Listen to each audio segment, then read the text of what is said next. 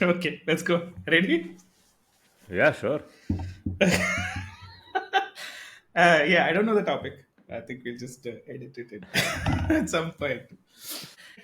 I don't know if it's just me, but like, have you noticed how your politeness to wait staff increase based on the average price of the check at that establishment? Very interesting. Yeah, true. Absolutely.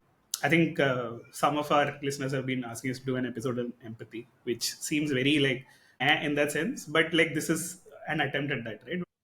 Oh, now I know. Good, good. Leftover lasagne. Leftover lasagna. Lasagna? No way. It's a type of sandwich. Some kind of gross pasta. Leftover Lasagna is a podcast hosted by my Nitin charge and Tony uncle. Leftover Lasagna. Very funny name. Hello and welcome to Leftover Lasagne, the podcast that has always had a badass audience and has recently been awarded first class. That's right, it's been a year of Leftover Lasagna, and with 32 episodes in 52 weeks, we have secured 61.5%, which equates to first class. First class is also opposite for a podcast that we often abbreviate as LOL, which when written using numbers translates to 101. And this is class 101 because this is pretty much the rough book where two hosts are working out things from first principles for themselves for the very first time. I am Tony, the guy whose calling card says, if only I could live other people's lives, I'd absolutely kill it. And so, in a bid to save this podcast with first class, but no distinction from extinction after a long time. Welcome along to episode 32, which is actually the 33rd episode. That's right, this is a first class podcast, one that claims no distinction, purposely so, because we are all inclusive and wholesome. So wholesome that we number our episodes as whole numbers starting with zero. Aren't bad jokes always better with footnotes and explanations? With me today, as always, is the man who opens more parentheses than he ever closes. The man who hooks you with his whiskey honey voice and unhooks the brass strap of your mind to set you free. The man whom, when you ask, what do I now do for support, offers up both his hands to say, I shall always hold you up. Say hi, Nitin Sundar. Episode 32, 1 year gone, but it looks like this so far this feels like a greatest hits of LOL because I think everything you said in the intro seems like something you said somewhere in the past, including including a reference to episode 0. And Yeah, I've exactly. always meant to ask, why do you keep using the word apposite? I think you're the only person in the world who uses the word apposite, right? Why don't you explain to our dear listeners, most of whom, like me, are assuming they know what it means? What does Oh. apposite mean? It is the opposite Uh, of what you think it is. no, it's actually the exact thing that I think it is. Opposite means Apt. appropriate. Apt. Apt, yeah. So why Apt, use apt. Incidentally, is a Joey word. Do you know what a Joey word is? a word that you use within quotes? So a Joey Air word quotes. is Joey's kangaroo babies usually stay inside the pouch of the kangaroo. So appropriate and apt mean the same thing, but you can find apt within appropriate also. So it's a Joey word, which means exactly the same thing, but Which means not it's a very apposite. apposite example. It is an opposite example, but opposite just means apt. It's just a nicer way of using it, right? It's not pretentious like apropos, right? Or is it apropos? The only reason you don't use apropos is because you're not sure whether you're pronouncing it correctly. Otherwise, that is the word you'll be using and not apposite. Yeah, I think I should give you an apropos trophy. Also, at this point in time, I think we should clarify to our listeners: no, we have not been cancelled. Neither has the Supreme Court pulled us up for our crass content and asked us to submit our passports and do no further episodes of the show. This is not See, that podcast. So, the first rule of getting cancelled is you need to be worth cancelling, right? correct, So you need to exactly. first be someone so that you can Exactly. then be reduced to nobody, right? You need Yeah. to first be somebody before you can be reduced to nobody. We are already nobody. We are pre-cancelled, right? It's This like is a this is a like very a self-aware podcast that is yeah. speaking to an imaginary audience that may or may not exist. Please cancel us, Harry Potter. Please, come on. No, this is brilliant, right? To validate us, please cancel us, right? Exactly. Like Yeah. This is awesome. Yeah. This is why this podcast is going nowhere. It is very opposite. So Nitin, the last time we spoke, and good thing that you mentioned, it's a greatest hits, etc. I think we will hit upon some of those notes again. New listeners who just landed up, heard these first 3 minutes and said, okay, these are the greatest hits. Okay, maybe we should try some other podcast. Does that mean they're canceling us and therefore validating us? If drop off time on YouTube equals 3 minutes, then we have arrived. Yeah. So yeah, why I said that is because, to be honest, I don't. Usually, one of us at least knows what the topic title is broadly going to be. This time, I don't, and obviously, you don't either because. Because you told me the title. Which you yourself didn't understand. So, yes, Yeah. sure. So last time we spoke, we were talking about fitness and our fitness and how you are a magnificent specimen of humanity, etc., etc. Since then, I told you about this podcast that you stopped listening to called Search Engine, which had a episode called "What Is It Like to Fly as a Fat Person?" Right? And I told you the story for which you've been trolling me ever since. I don't understand. So you did tell me you updated your LinkedIn with an Correct. empathetic story. Yeah. Exactly. Yeah. So the whole point Tony is that person who that, puts deep thoughts, and sentimental posts on LinkedIn. He uses Instagram to write, I don't know, text posts. Usually people put photos and videos on their stories, right? Or they put short 10-second versions of their reels.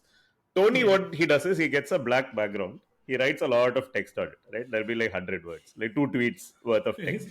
And he uploads that as a story. So he's a very, you're excellent at the choice of social network you use for the kind of message you want to convey. I mean, in the sense that you are never doing the opposite thing, you're doing the opposite thing of what you should be doing.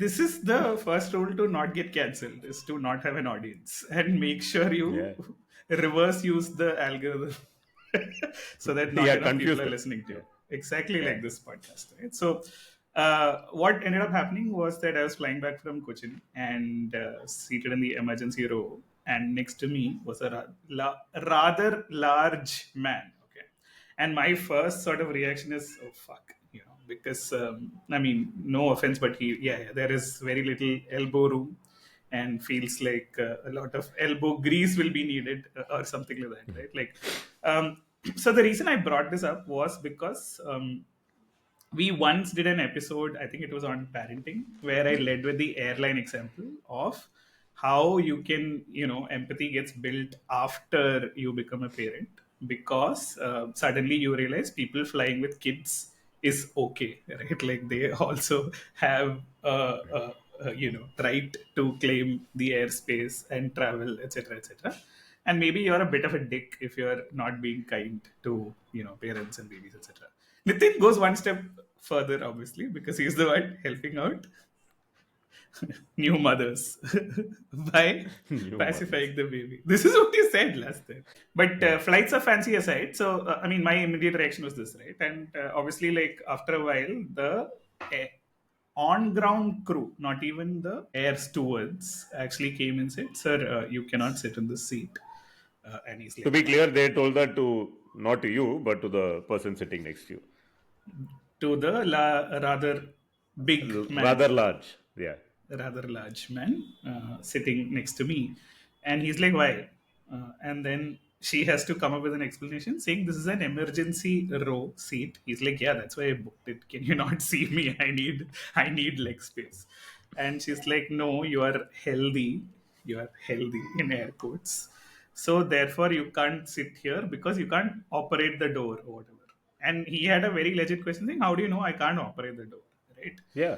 And so basically that episode on Search Engine is around how, basically, and they use the word fat people because it is fat people who do the podcast, saying fat is not a bad word to use, saying that how horrible it is to fly as a fat person because nobody wants to sit next to you and you are constantly worried about if someone's going to complain to you.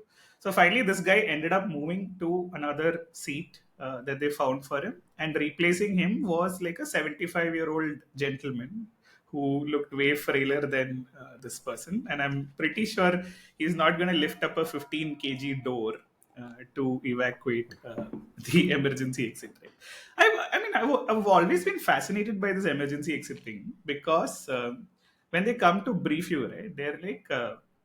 Evacuate when we say evacuate, right? Like they're not even leading with saying that this is a thing that never ever happens.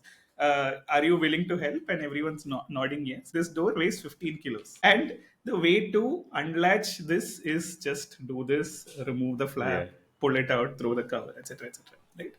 And it's not like anyone's validating whether anyone's able to do this, whether you can lift up 15 kilos, etc., etc. Right? And as someone who has tried to put in a car seat for a baby in a car, Ah. I know that verbal instructions versus getting the thing done has a lot of variability in it. Oh, Right? yeah. So it's a fascinating thing, right? Like as an airline, I'm guessing the apparent reason that this person was moved is because, as per their arbitrary criteria, he cannot operate the door. Right? But then neither are they checking whether anyone can operate this damn procedure either. Right? Correct. Yeah. By the way, do you even book the emergency row seat if you can these days? Absolutely, always. I never do. Why? For this very reason, they'll come and disturb you. And very often nowadays, the emergency seat actually doesn't recline. Have you noticed that? They have Yeah, those. wait, first of all, you are still reclining seats on an airplane in 2025. What a fuck. Oh, Have some empathy, man. oh, that way. No, there's a synchronized reclination that happens. Oh, okay. After, Great. yeah, you always check with the person behind you and tell them, "Hey, I'm coming." That's what she said. At which point, and you don't do this when the food has arrived. You do it well before the food has arrived, so that they also lean back and you also lean back. And then it's fine. Okay. I didn't know No, that so- reclining as a concept has been cancelled. Oh, maybe that's why all those Indigo flights have Yeah, non-reclining seats now. Dude, reclining as a concept added has been two more cancelled rows. long ago. Long ago. Oh, no, Sorry. not true. Okay, you need to build enough empathy. Wait a sec. If everybody reclines, who is being inconvenienced? Reclining your seats on an airplane is not good etiquette. Let me just put it that way. No. Explain why. See, there is this. Do you agree that a reclined seat is more comfortable than a non-reclined seat? Maybe not. I've stopped reclining on airplanes for the last, I think, 5 years or so. You've been declining. Because of empathy for the person behind you. What if the person behind you has actually reclined? You are still giving them all the space, the head space that they need. If you recline, you're giving them extra if you don't. Yeah. No, I'm not doing any candle business. Candle business is basically, burning to give light to other people. Nothing like that. But I think the accepted etiquette is that don't, right? But Where is I'm this guessing, written? Please yeah. explain to me. Yeah. So that's what I was saying. Some of these are unwritten rules, right? Like there is this thought experiment which says what determines if you're a good person or not, right? And it usually talks about a shopping cart in a supermarket. But since we're talking about airlines, let's talk about the trays that you use for security check, right? At the end of it, you can either leave the tray on that conveyor belt where it has to be manually picked up by someone. You could some automatically move, some don't, or you could pick it up and put it on the table from where you're taking it up, and like it's all lying around unstacked. It has to go back there, right? Now you could very well stack it and put it in a place where it is convenient for them to pick it up, right? But there is no obligation to do so, right? Like, do you do it or do you not, right? The supermarket example is of the trolley that you carry outside, and where do you park it, right? Like, do you put it back into this thing or not, right? Like, there is zero cost to this, but how you behave in this scenario possibly talks about what you are. I'm not trying to signal by saying I don't recline on airplanes, but I think the caveat is I would prefer it if the person in front of me is not reclining, therefore I also don't recline. Maybe that's the way to go about it. By the way, in Dubai, you need to put a coin in order to get the trolley at the supermarket. So it's locked up and the lock releases and the first one pops out once you put a coin. That's okay. And you use it and you need to lock it right back in for the coin to come back. So if you want your money back, you get a refund. Okay. you get a refund. So This is great. there is a very simple way to enforce discipline in this world, right? Just make it Perfect. put a Perfect. monetary. We have arrived at the topic of the day. There you go. I think I've mentioned this on this podcast. Like, in order to reduce pollution at one of the cricket matches, they were giving you your drinks in plastic or good quality plastic mugs. Except they didn't want you to throw away your plastic mug. So you pay an extra $1 or a pound when you get your mug for the first time. And you can collect that pound back when you return the mug. So, Right. And what the kids do is, they'll go around looking for all these mugs and collect the entire stacks of mugs and take them back at the end of the game. Because there are people who don't actually get the money back. And that's all pocket money for kids, right? They get like $50 back. They have a big beer can with them. Perfect. Yeah. Okay. So just to sort of contextualize for our human listeners who's wondering what is the thread to what they're talking about. One was that story with the man next to me ended up with me saying, bro, like how terrible it is for actually like fat people to fly, right? Or tall people to fly. Whereas your design as a basic sort of transporter conveyor of people needs to actually accommodate for all of this, right? That would be ideal. So if you think about even design in that context, like one of the standards that you now have will be around accessibility and stuff, right? Like, is your web page accessible? Can people without ideal vision or like hard of hearing, etc., how do they access? Or like, do you have a ramp to instead of stairs, etc., right? So basic design principles. Empathetic design would mean that ideally you should cater for this, because being fat is not a crime, right? Neither is being 6'6", I'm guessing. So how do you sort of accommodate for that? But your first reaction, especially if it's a fat person, is to judge them for being fat, right? This is prevalent. And instead of like being empathetic to them, to say, I mean, it's just another way of being, right? That was one part. The second part is around your solutions for better behavior, and how we often think there is one way to live and everybody should follow that one way. Okay, so the origin of this was basically our friend Mohan Krishnamurthy Hang said, where is LOL? Why don't you guys do an episode on why STEM education is useless, right? So, no, he didn't actually say that. He was talking about stems and flowers and wastage on Valentine's Day. Correct. Yeah. What do you feel about flowers, by the way? Do you like being gifted flowers on Valentine's Day or whatever? I don't like Valentine's Day, but I like flowers. You like flowers? Interesting. Yeah. So, because this year... You don't know this, that in 5th standard, I came second in a flower arrangement competition in school. There were 3 grades participated. I absolutely hate flowers. It is You hate not flowers. even funny. I can't stand them. I absolutely can't stand flowers. I hate the smell. Why? I have a visceral reaction to flowers. I don't know why. It's some kind of ingrained hatred. I don't know what. This is all flowers. All flowers. Yeah, Hey, absolutely. you're doing a Zuckerberg heel turn, man. Like I introduced you as like one empathetic fellow and all. Now you're turning into like Hating flowers manliest of makes me men. unempathetic. This is very unempathetic. No, manliest of men firing. So manly men are not empathetic. Hello. Of course not. What the fuck? Where is your empathy, man? Okay, this is interesting. Like, I don't know. Massive stereotyping there. But wait, so No. this year, Hello, once again. manly men are not empathetic. Wait, are you saying like masculinity in some sense is not correlated with othering? It's a position of privilege and you're punching down instead of punching up. By being masculine, you're punching down. No, the Explain that. cultural tropes associated with masculinity, right? That is all like correlation, no? It's fine.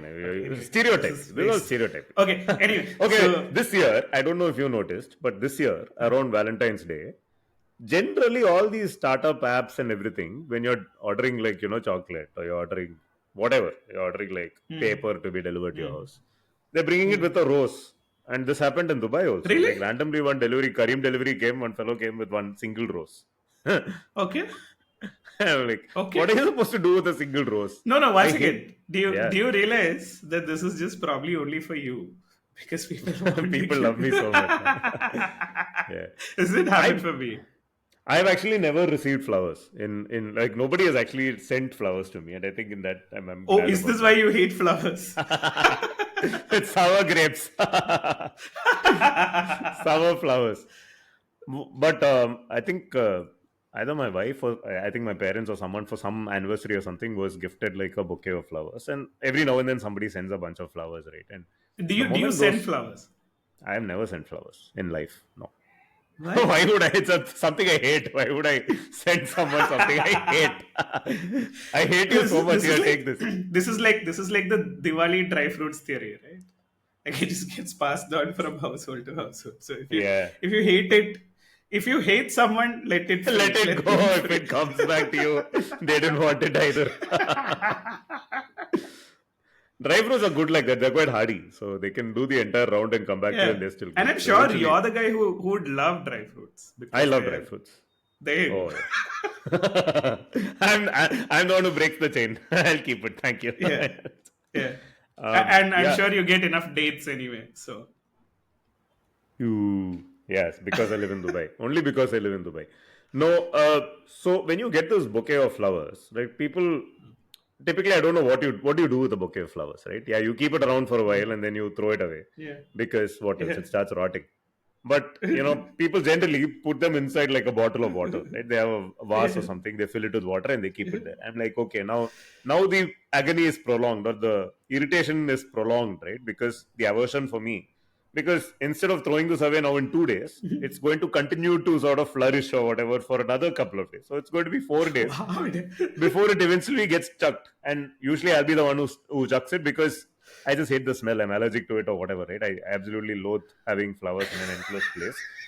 But have you You hate noticed the this? smell of flowers. I hate the You- smell of flowers. Yes. You love the smell of industrial cleaners and I love it. sanitizers. I love it. You love That the reminds hospital. me. Lysol is your favorite smell. That reminds me. Why on earth does Dettol soap taste or rather smell the way Dettol soap does? Who wants to have that smell on their hands, right? Of toilet cleaner, of sanitized hospital. Like you wash your hands nicely. You smell it. apparently.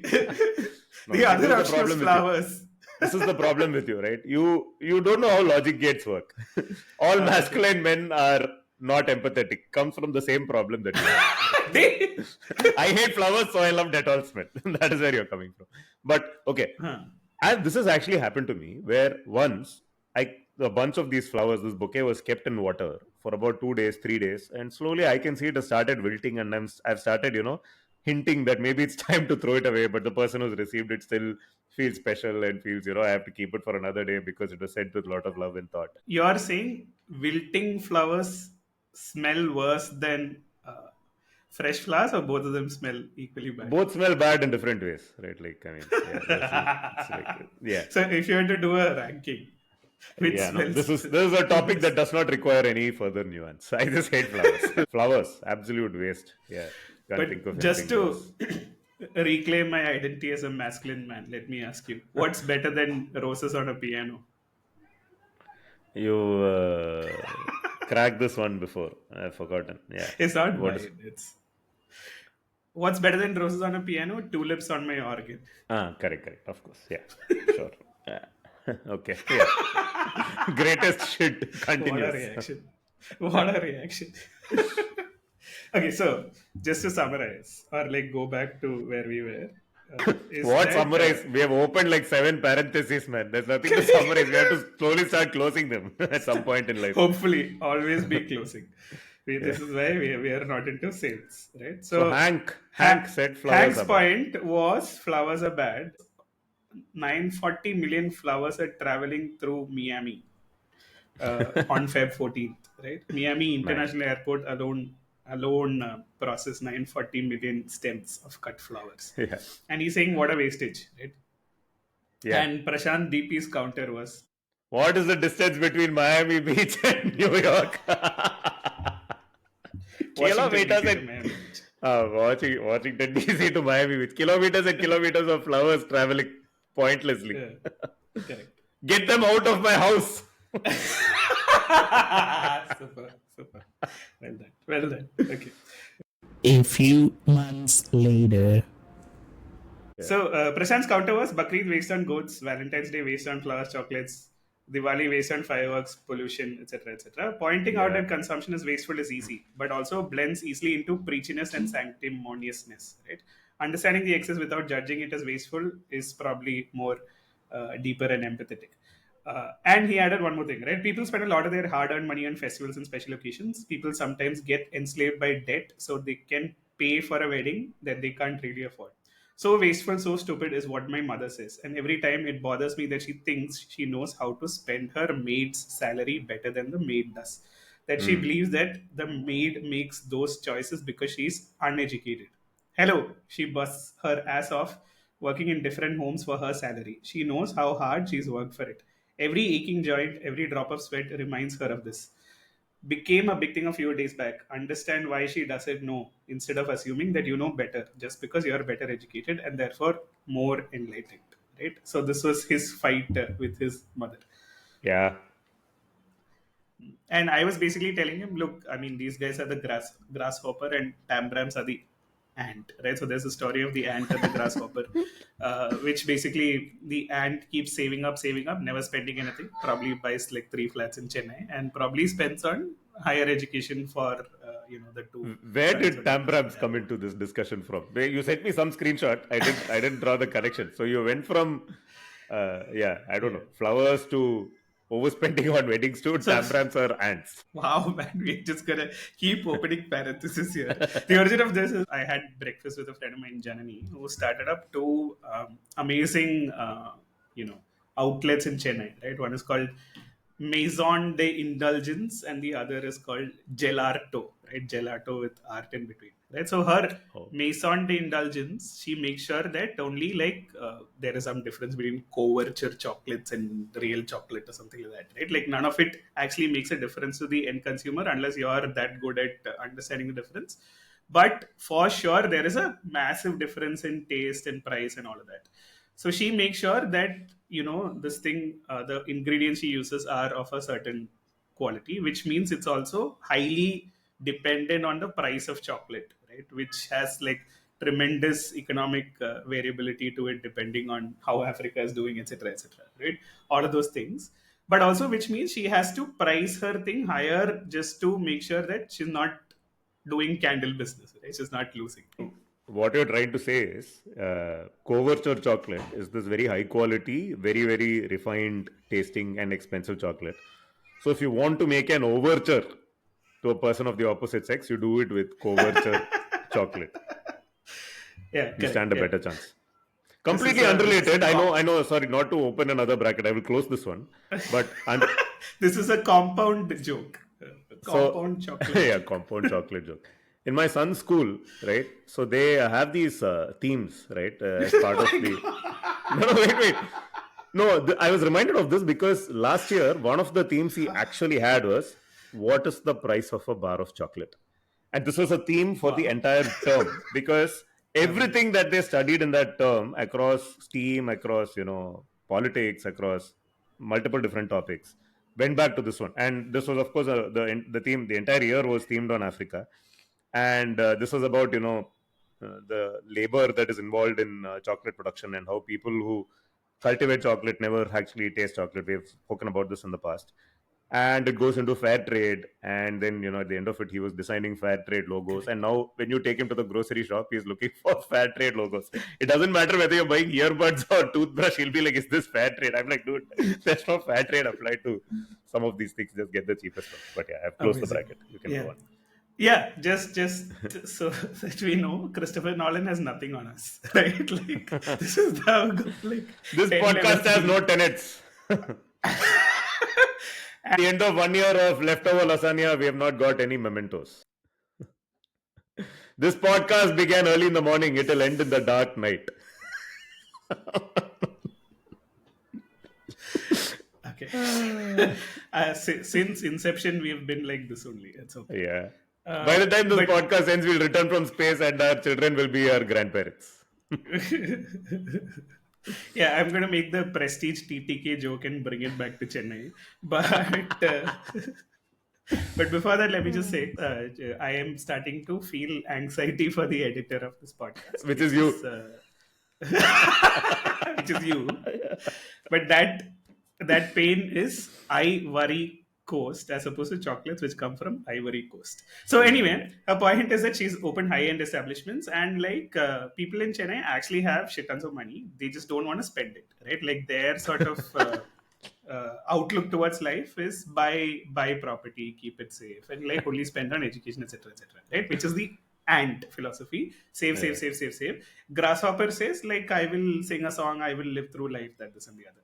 So then Prashant basically also just to underscore what he said Abhijit Banerjee and Esther Duflo changed so much about the way I think. Poor people's choice of consumption is not a reflection of their stupidity or their lack of enlightenment. It is a reflection of their lack of hope, their lack of confidence in justice. Why save for tomorrow when you could get screwed out of everything you want?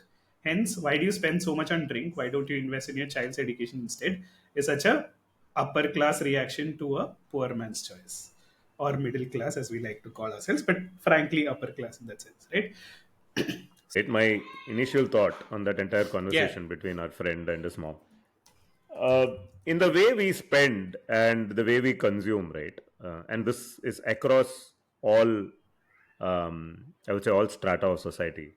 While you say that there is a Maslow's hierarchy of needs and that you first need to meet your basic needs before you start addressing your higher needs, I think in reality, everybody just has a pyramid but of a different size. And everyone, it's not like the people who don't have too much wealth or power of consumption are always focusing on the bottom layers.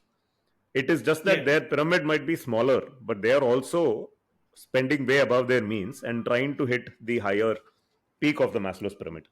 And in one of the things that we end up spending inordinately on is on social validation, right?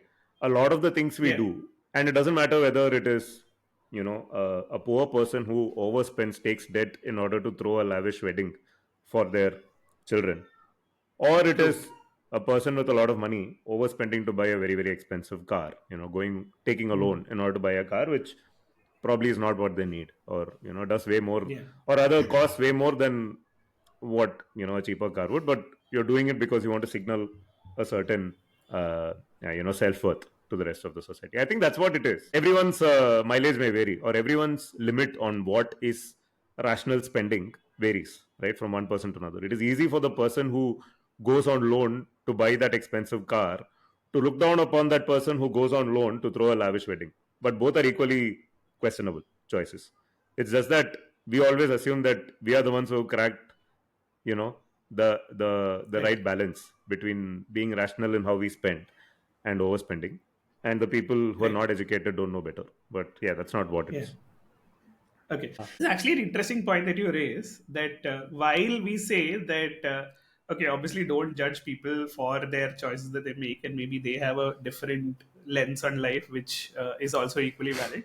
You're saying it may not be extremely like free choice because it is coming out of a need to fit into the society that they belong to, and if you are not the kind of person who spends on weddings, then you'll probably be looked down upon and you'll lose social capital, and may even face ostracization in that sense, right? Ostracization.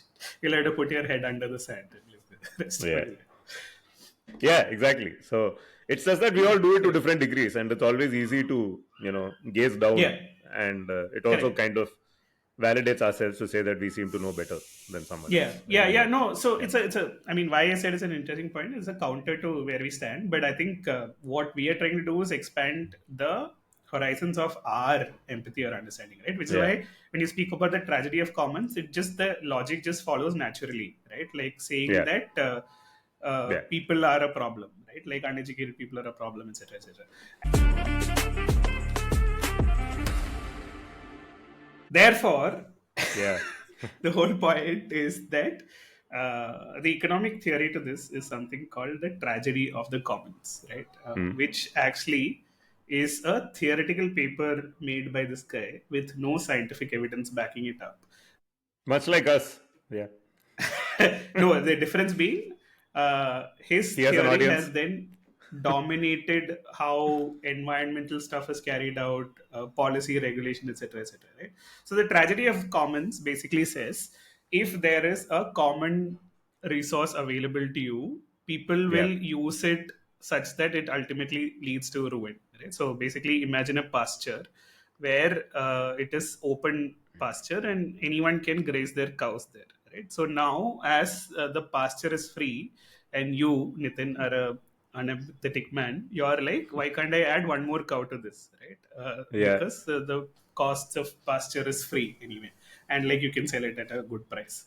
So then I also think, why can't I add one more cow? Right. So Yeah. his point is that if there are 100 people, they will start adding more and more cows such that the pasture is ultimately ruined. This is just Yeah. a theoretical experiment Correct. with actually no studies into it. So his point was that Western countries have done well for themselves. Now all these developing countries are creating population massively, and it will be a drain on us. And therefore, like you need to have population control, right? Like people Mm. cannot arbitrarily do this because your tragedy of commons is what it will ultimately result to. We will have a world that is completely wasted, right? At Right. the face of it, like standing here, probably I don't know, 50, 60 years later, you can see how it is basically racist and with a lens that knows no better because we come probably from the other side, right? So that Yeah. is the whole lens that somehow which hopefully will close multiple parentheses before we start opening a few again. And this guy, I think his name was Hardin or whatever, just came up with this as a theory. He wrote it really well in erudite terms, and people started following it. Except Elinor Ostrom, who won the 2009 Nobel Prize, basically disproved this by actually undertaking field research, right? And talking about how commons never get exhausted because people actually, inherently have a value of the resource, whether it is communities, cooperatives, or groups of people.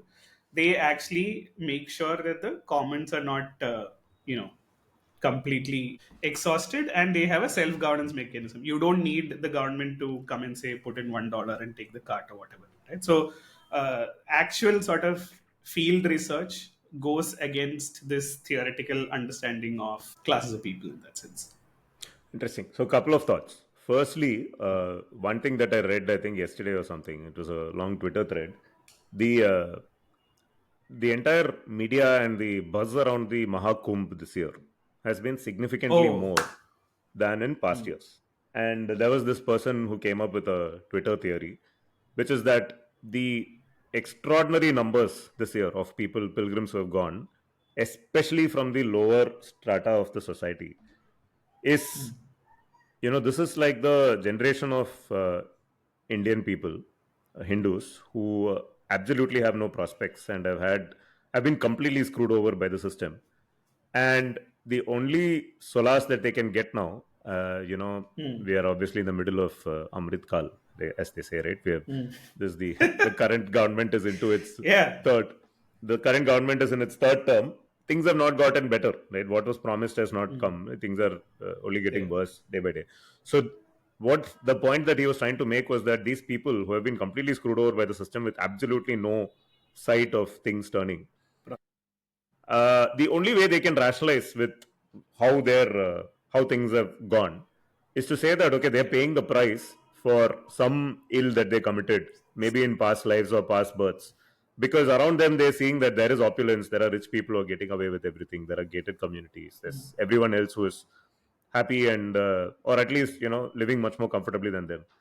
And going to the Kumbh is their way of trying and rationalizing, to say that okay, maybe I committed some unknown sin in a past birth, and my only chance of salvation is to wash it away here. And that's why this year Yeah. has a enormous influence. It's a very, very dark thought if you think about it. But yeah, I don't know. Yeah. It resonated.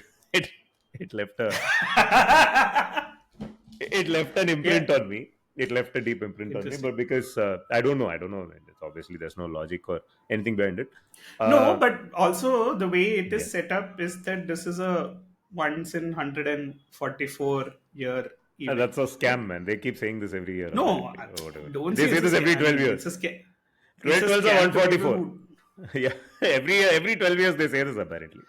We No, only no, hear it that once is in 12 a- years and we forget about it. But yeah, apparently the same thing was said 12 years back. No, so 12 years ago was a Purna Kumbh and this is a Mahakumbh, and there is apparently a difference. But it's not significant to you or me, but to the person who was going there with no other sort of hope, the 144-year thing obviously holds a significance, right? Like this happens only once in 2 lifetimes. Reason to go. But you could also say that 2014, 12 years back, does feel like it was 144 years back. So there you go. Baker's doesn't. But have we moved towards the future or the past? This is an interesting question. That is the question, right? Yeah. Back to Nolan. But I also think the answer to your tragedy of commons question might lie in the dirty E. coliform infested waters of the Ganges. Right. I think yesterday or something that news report has come out that the pollution levels are some 500x in that water. It contains fecal matter way above what is fit for human. Not just not consumption obviously, but people actually do also drink that water when they take a dip. So, and these are people who are educated as well as people who aren't, because faith is the ultimate opium, right? Ultimately, it doesn't matter how much you know. How, like, there were videos of Bhavish Agarwal going and taking a dip, and I know people, right? People from my family have gone and enjoyed themselves or whatever, purified themselves. I don't know what the word is in those waters. So, but tragedy of the commons, right? So the Ganges is a good example because that is a public good that was out there, and it is filthy. It's absolutely filthy. And in the same breath, there are also the other examples, right? And I don't know what the difference is, but if you go to a nicely maintained park, in a public park in the Western world, how exactly is it maintained so well, and why exactly are people not abusing it? It's a question that leaves me stunned every time, and I don't know what the answer is, right? They are people, we are people, but and I don't want this to go back into one of our pet peeves. But yes, there are places where people self-correct and organize themselves, and the tragedy of the commons actually doesn't happen. But there are places where they do also, and I don't know what the difference is. I think it's correct. So no, so basically, just to tease out the nuance here, right, is that let's say something like a Kumbh, you're not continuing to live there forever, right? Or for that matter, the city of Bangalore, which is probably absolutely become unlivable because of people like you and I, who over a period of time have gone there and settled, also don't have a sort of view to say that this is a common thing that we need to protect, etc. Right? Like if you or I were there, we'd probably drive our own car, right? Except for the time when you moonlighted as an Uber pool driver in order to save the environment. Let it be stated. It wasn't even moonlighting, it was sunlighting. It was sunlighting as on my way to work, 9 a.m. Yeah. Tell us about your deep empathy and your experiment as a Uber pool driver. Let's not go into my experiments with Bangalore traffic. Long story short, okay, you gave it up. But I'm saying our like sort of idea would be to drive the car ourselves, right? Like rather than Uber pool or whatever. But what does this have to do with us being migrants in Bangalore? Because every big city in the world ultimately is... Yeah, so the two differences is that Hardin was basically coming at it from the Western idea that the way out of all this is privatization or like extreme government intervention in that sense, right? And basically like putting on like fines, etc., etc., etc. Right? Whereas what Ostrom studied is actually self-sustaining communities around the world, whether it is cattle herders in Switzerland or irrigators in Philippines or forest dwellers in Japan, right? And they had found ways of preserving a shared resource and providing members with a living. That is what she's saying, right? So, I mean, I'm guessing it depends on at what level you define a common as. But the idea that there is only a one size fits all, which is like a privatization or government intervention, it does not hold water. Basically, that's the point, as borne out by scientific studies. See, privatization, government intervention, or a collective coming together to to protect a common, as in the examples you mentioned, right? The forest dwellers in Japan or the Philippine irrigators that you mentioned. These are just different covers to the same. These are just different packaging for the same thing, right? Ultimately, it is a collective thought as opposed to an individual thought that makes it work. I'll tell you the difference is that what happens due to, let us say, the enforcement of something like privatization, where you say there is a cost to exploiting a resource, like a fisheries, is that you would have ultimately a big corporation buying out tracts of the fisheries. Because how do you enforce it? In the case of fisheries, you basically have, let's say, shares that you can buy to say how much area or how much tonnage of fish you're allowed to catch, right? Which means that you're sort of saying that there is a price associated with it, which means economies of scale means that a larger sort of fishing, big fish will buy out all of the smaller communities in that sense, right? That is the big problem. Like, I mean, we are living in the era of Adani and Ambani, and you can basically see how this plays out, right? Is that is a major problem. So it's not on the face of it, you'll say, what is the problem with that? But that's not necessarily the only solution, nor is it an ideal solution, basically. No, that's not the only solution, and it's not the ideal solution. I think some of our listeners have been asking us to do an episode on empathy, which seems very like in that sense, but like this is an attempt at that, right? Oh, now I know. Good. Yeah, your intuitions may stem from your position of privilege, and it may not always be that there is only one solution, right? Like the same thing around how your house help spends their money, etc., etc. And here's another thing that two things that I want to point out to. I'll come to one of them is that I don't know if it's just me, but like, have you noticed how your politeness to wait staff increase based on the average price of the check at that establishment? Very interesting. Yeah, true. Absolutely. Right?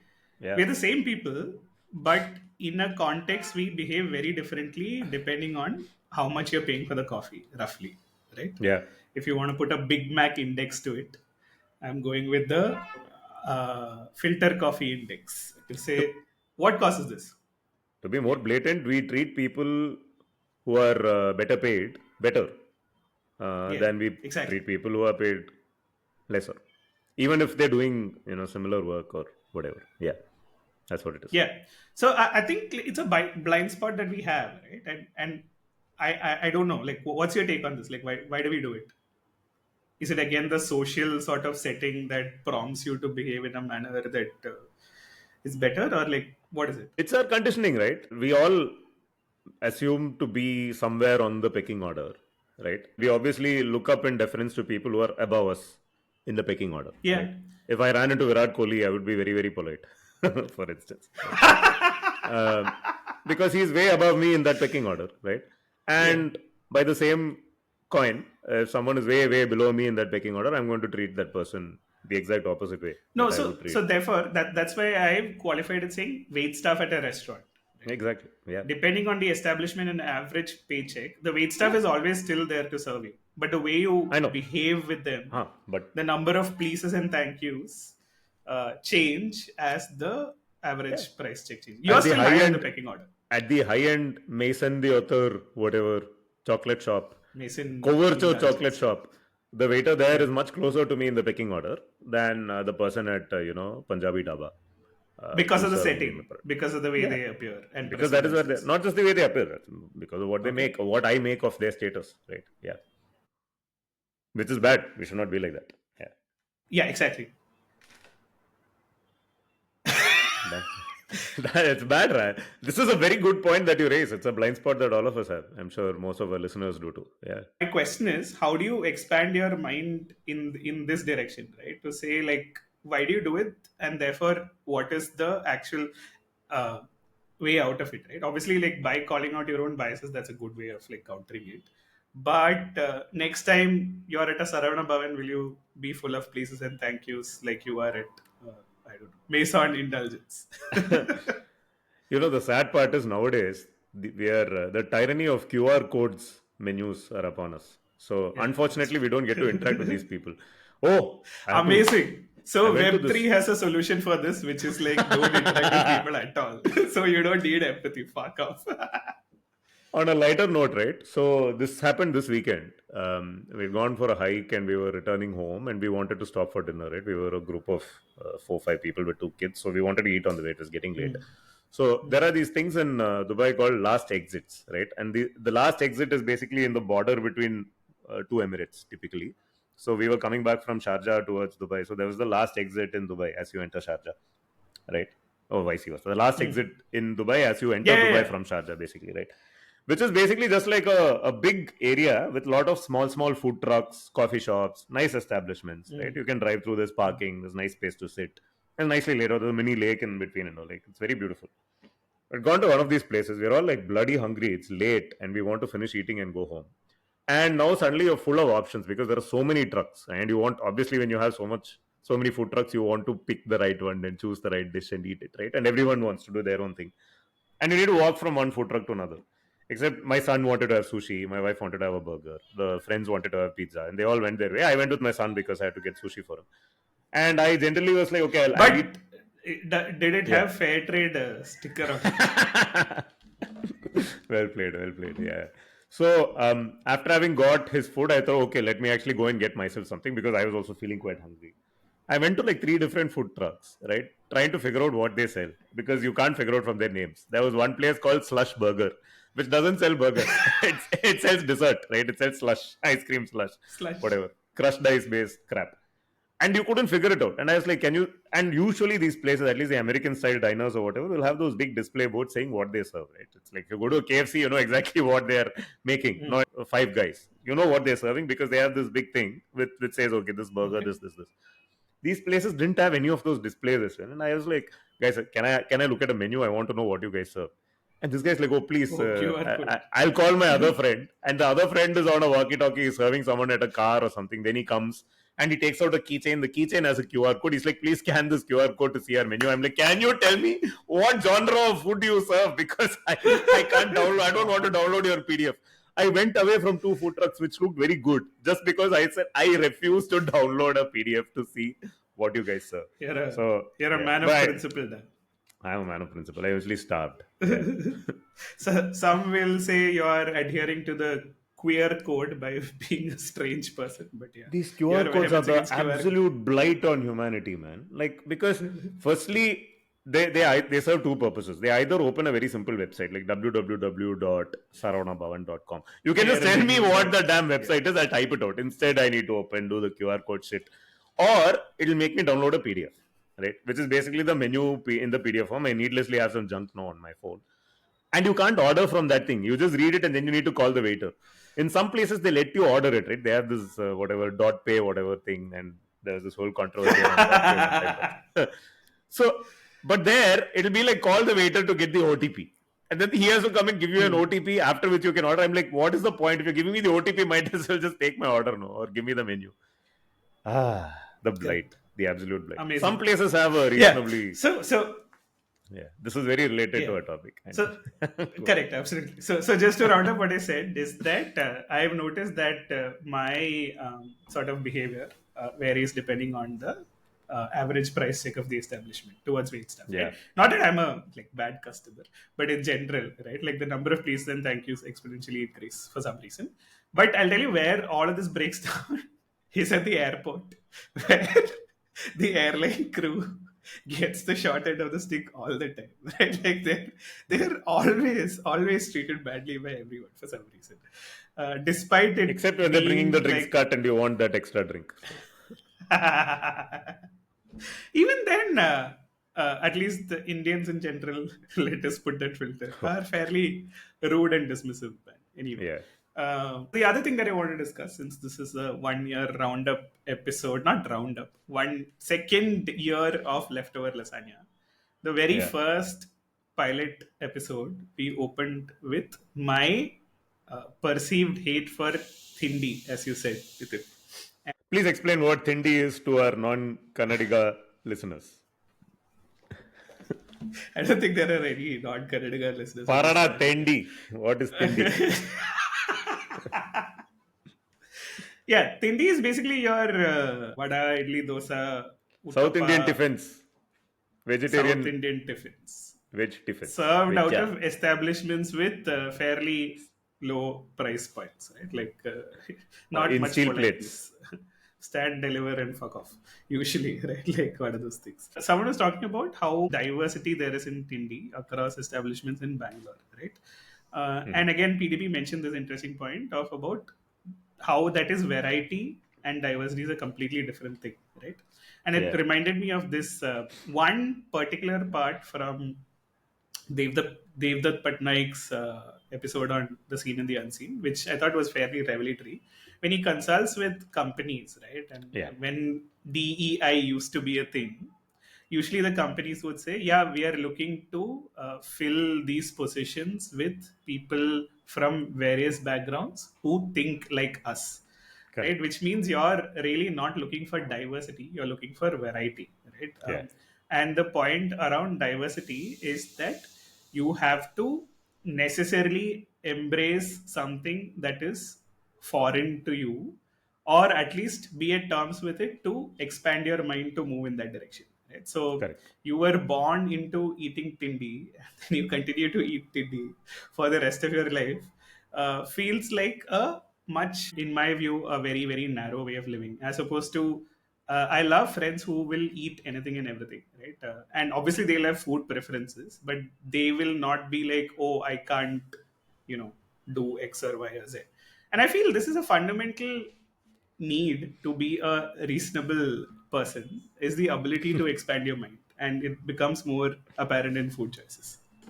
So, Tony, you who claim to be empathetic, seem to have a Come problem on, let's go. with one Let's of the go. most common tropes in human history, which is that people Yeah. like to stick to what they are comfortable with, especially when they eat. This is not Correct. restricted to Tindi eaters, by the way. Correct. In No, general, absolutely. any part of the world you go to, people are comfortable eating what they're comfortable eating.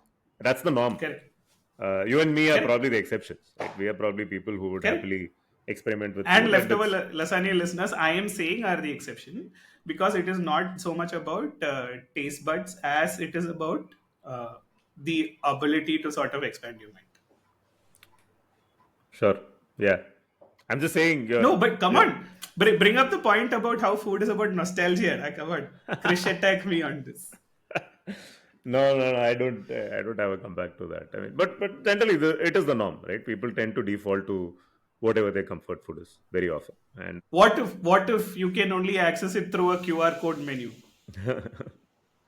even so, all I'm saying is it's not restricted to Tindi eaters. It is equally true of the Yeah, French no. who will eat the same kind of bread that they have the same coffee that they have, and so on, right? So yeah, it's true for So everyone. the broader point again, which PDP brought up and which is relevant, is around variety versus diversity, right? And how, Oh, as by the much way, as we there is talk have you about, have you have you eaten variety rice at these Tindi establishments? Sometimes the menu will just have an item called variety rice, and you don't know what it is. Right? One day it will be puliogare, one day it will be lemon rice.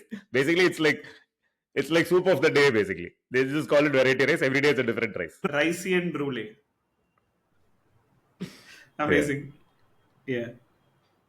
Ah, No, I so mean, yeah, all empathy aside, I still hate upma. Let it be stated. yeah. You don't have to be empathetic towards dishes, dude. Like, where have we gone with Correct, this? yeah. No, exactly. This is not, I'm just saying that this is not like woke signaling. I'm saying like there is a difference between what we think of as diversity and what it actually is. Absolutely, yeah. True that. But anyway, Trump is coming for all of it, so it doesn't matter. So yeah, Correct. variety, diversity, everything out of the window. All right. So this was year two, episode one of Leftover Lasagne with some number that will be attached to it.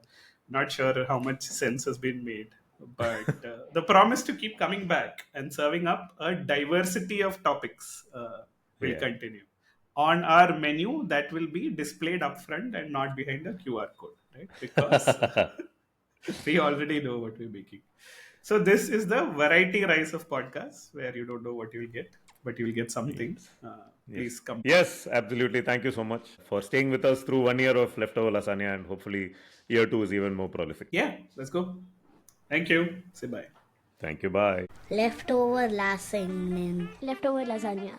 Lasagna, no way. It's a type of sandwich. Some kind of gross pasta. Leftover Lasagna is a podcast hosted by my Nitin charge and Tony uncle. Leftover lasagna. Very funny name.